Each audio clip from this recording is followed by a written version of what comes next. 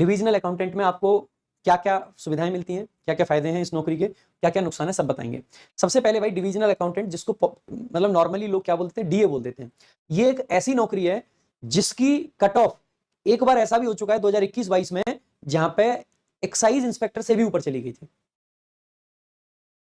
Excise inspector जो कि 4600 grade pay की नौकरी है, उससे भी ऊपर कट ऑफ चली गई थी। ये अपने आप में बड़ी बात है, ठीक है। So controller and auditor general of India जो होता है, सीएजी जिसको हम बोलते हैं, कैग, ठीक है, इसमें ये जॉब होती है आपका। ये आपका इसका लोगो है, इसका अच्छी नौकरी है। क्या क्या काम होते हैं सब बताएंगे। तो एक बार टेबल ऑफ कंटेंट्स देख लेते हैं कि हम क्या क्या जानेंगे इस पोस्ट के बारे में। डीए इन कैग, सैलरी के बारे में जानेंगे, वैकेंसी और कट ऑफ जानेंगे प्रीवियस ईयर की, सिलेक्शन प्रोसेस क्या रहता है एसएससी सीजीएल के थ्रू वो जानेंगे, जॉब हाइलाइट्स यानी कि प्रोज एंड कॉन्स क्या है वो जानेंगे, offices, transfers and work profile जानेंगे, क्या पावर्स हैं, क्या पक्ष मिल जाते हैं, और एफएक्यूज जानेंगे, और करप्शन वरप्शन कर पाओगे नहीं कर पाओगे ये भी बताएंगे, कितना पैसा कमा सकते हो, ठीक है। आ जाइएगा। सबसे पहले डिविजनल अकाउंटेंट यानी कि डीए एक नॉन गैजेटेड पोस्ट होती है, ग्रुप बी की पोस्ट है, ठीक है, वो ग्रुप सी होता है। बाकी की पैरामिलिट्री जो है वो आपकी ग्रुप बी की पोस्ट होती है। सीजीएल की जितनी भी आपकी पोस्ट हैं जो कि 4600 ग्रेड पे की हैं, सारी की सारी ग्रुप बी की होती हैं, ठीक है। एक बार कंफर्म कर लेता हूं, मेरे को हो सकता है गलत ध्यान हो, ठीक है। पे स्केल जो आपका रहता है वो 4200 ग्रेड पे है, ठीक है। बेसिक पे जो आपका है वो 35,400 बनता है। अगर ग्रॉस सैलरी की बात करें तो ग्रॉस सैलरी बेसिक पे प्लस में आपका डियरनेस अलाउंस यानी कि 50%, ये वाला डीए नहीं है, डियरनेस अलाउंस होता है जिसको डीए बोलते हैं, यानी महंगाई भत्ता। एचआरए 30% आपका, ट्रांसपोर्ट अलाउंस जो कि लगभग 5000 रुपए है, प्लस में अदर सबको मिला के लगभग 68,000 के करीब बनती है ग्रॉस। इन हैंड सैलरी जो आपकी आएगी वो लगभग 60,000 के करीब आ जाएगी शुरुआत में, ठीक है। बताना ध्यान आ गया था, दिल्ली पुलिस का ज्यादा ध्यान था मेरे को, ठीक है। आगे देखेंगे। वैकेंसीज की अगर बात करते हैं मेरे भाई, टोटल वैकेंसीज 2024 में एक्सपेक्टेड है कि 100 के करीब आएंगी, 90-100 लगभग इतनी आपकी आनी चाहिए। 2023 में इसकी कोई वैकेंसी नहीं थी, इसलिए कट ऑफ वगैरह और सब कुछ जीरो था, ठीक है। अगर बात करते हैं 22 में 325 आपका कट ऑफ था, 795 आपकी वैकेंसीज थी। 2022 में इसकी जो कट ऑफ थी 2021-22 में वो एक्साइज इंस्पेक्टर से ऊपर थी, ठीक है, एक्साइज इंस्पेक्टर से ऊपर थी। अगर हम बात करते हैं प्रोसेस क्या है तो वही है, सीजीएल का एग्जाम होता है, अभी आपके फॉर्म्स भरे गए हैं। टीयर 1 200 नंबर का होता है, क्वालिफाइंग होता है, 50-50 नंबर के मैथ्स, इंग्लिश, रीजनिंग, जीएस आते हैं। क्वालिफाइंग जरूर है लेकिन कट ऑफ लगती है लगभग 150 के करीब कट ऑफ लगेगी आपकी, 140-50 मान सकते हैं लगभग।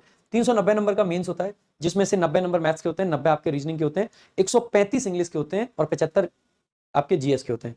कंप्यूटर आपका 60 नंबर का होता है जो कि क्वालिफाइंग है। टाइपिंग टेस्ट भी होता है, 28 की स्पीड आपकी चाहिए होती है। टाइपिंग टेस्ट सिर्फ इंग्लिश में होता है और कंपलसरी होता है, हिंदी में टाइपिंग नहीं है, इंग्लिश में है। डॉक्यूमेंट वेरिफिकेशन आपका होता है, और इंटरव्यू वगैरह कुछ है नहीं, मेडिकल कुछ है नहीं, कोई और चीज आपकी नहीं है, मेडिकल फिजिकल का कोई झंझट नहीं है इस पोस्ट में, ठीक है। अगर हम बात करते हैं एग्जाम पैटर्न तो ये मैं बता ही चुका आपको। जॉब की जो हाइलाइट्स हैं, सबसे पहले डेस्क जॉब है, यानी कि आपको फील्ड जॉब नहीं करनी है। काम क्या होता है वो सब भी बताएंगे।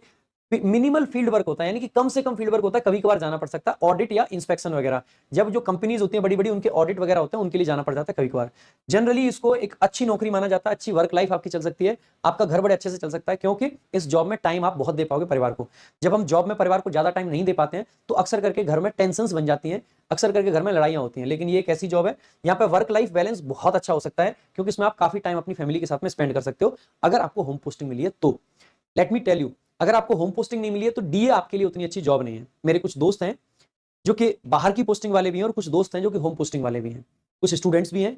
उन सबसे अगर रिव्यू जो समझ आया लेके, वो यही समझ आया कि अगर आपकी अदर स्टेट में जॉब है तो उसमें बहुत सारे चैलेंजेस आपको फेस करने पड़ते हैं। क्यों? ये एक ऐसा डिपार्टमेंट है जिसमें ज्यादातर जो लोग होते हैं वो उसी स्टेट के होते हैं, वहां पे जो आपको ऑफिस में मिलेंगे, जो भी सीनियर्स वगैरह हैं।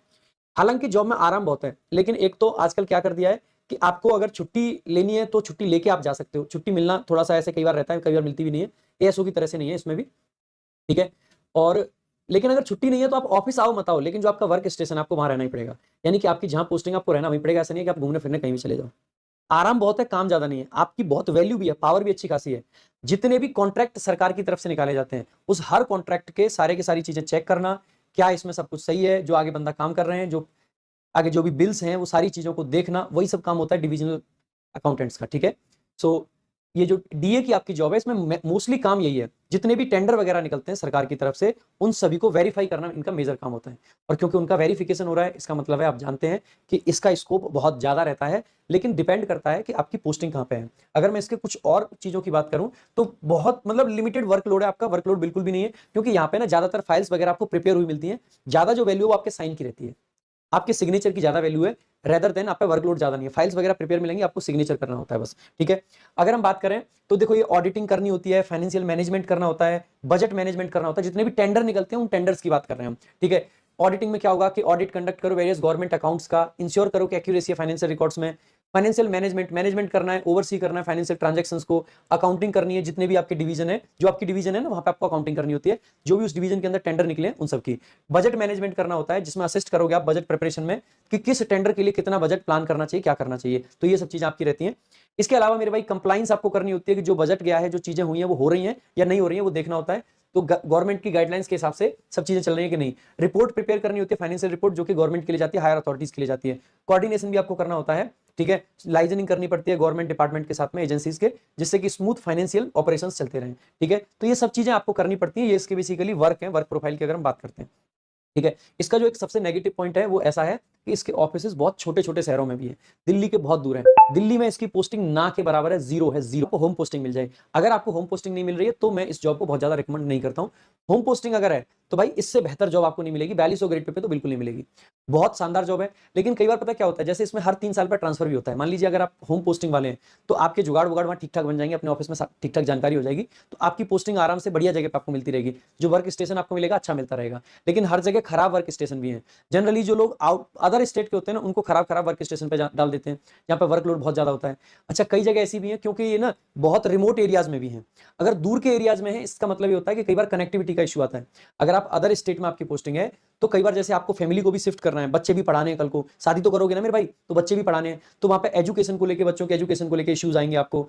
फैमिली जहां पर रहेगी तो ऐसा ही कोई हाई फाई सिटी नहीं होगा। जैसे क्या है, दिल्ली आप ऑल ओवर इंडिया में कहीं से भी जॉब कर, मतलब कहीं से भी हो, आप कहीं से बिलोंग करते हो, आपको दिल्ली जैसी सिटी में जॉब मिल जाए तो आपकी फैमिली परमानेंट यहाँ पे सेटल हो जाती है, आपके बच्चे अच्छे स्कूल में पढ़ पाते हैं, आपके जो भी माता पिता हैं वो अच्छी जगह पर रह पाते हैं। हाँ पॉल्यूशन है वो बात अलग है, लेकिन सुविधाएं बहुत ज्यादा हैं।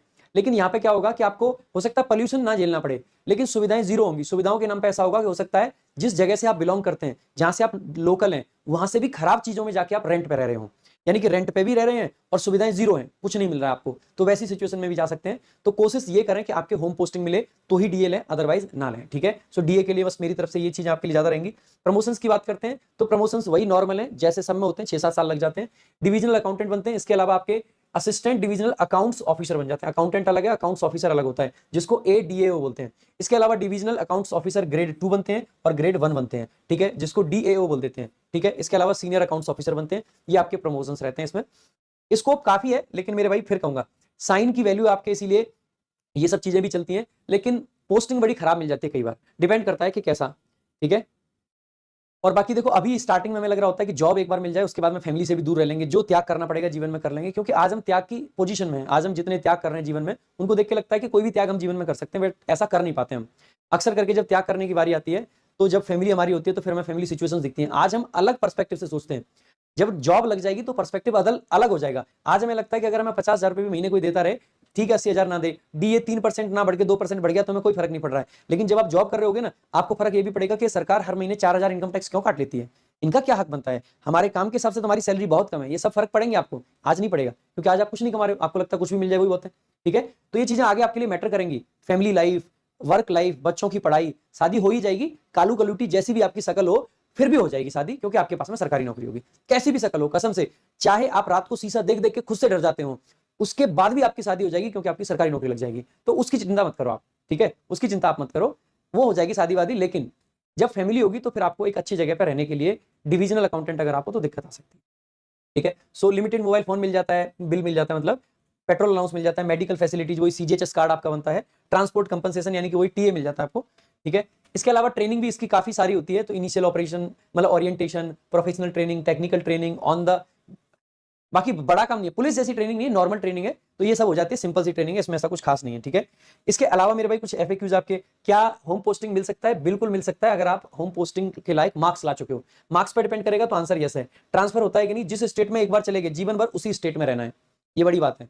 उस स्टेट के अंदर आपके ट्रांसफर होते रहेंगे, बाहर नहीं जाएगा। हर 3 साल पे ट्रांसफर होता है, बस उस स्टेट का उसी स्टेट में अलग अलग स्टेशन मिलता रहता है, लेकिन ठीक है बाहर नहीं जाओगे। इसके अलावा मेरे भाई कि डीए का वर्कलोड कैसा रहता है? बहुत कम है, काम तो ना के बराबर है मेरे भाई। बहुत सारे लोग ऐसे होते हैं 11-11, 12-12 बजे तक, 2-2 बजे तक ऑफिस आते हैं तो भी चलता है, 2-2, 3-3 बजे तक लोग ऑफिस आते हैं, क्योंकि ज्यादातर जो ऑफिस है वो रिमोट एरियाज में है। बायोमेट्रिक इनके यहाँ अभी चलता नहीं है ज्यादा, क्योंकि ज्यादातर रिमोट एरियाज में। बाकी इस चीज को देख के जॉब ना लें, क्योंकि कल को बायोमेट्रिक हो जाएगा तो फिर ऐसे होने लगेगी, है ना, तो उस चीज के भरोसे ना लगे।